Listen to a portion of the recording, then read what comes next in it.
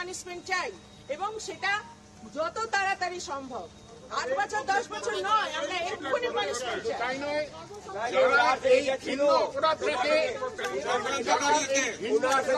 ছিল সবাইকে পানিশমেন্ট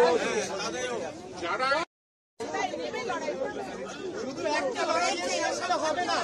যখন আমরা যেখানে দুর্নীতি দেখব সেখানেই আমরা প্রতিবাদ করব। যখন যেখানে দুর্নীতি দেখব সেখানে আমাদের লড়াই কোনো সরকারের বিরুদ্ধে নয়, কোনো রাষ্ট্রের বিরুদ্ধে কিন্তু আমাদের লড়াই নয়, আমরা সে লড়াই করি না।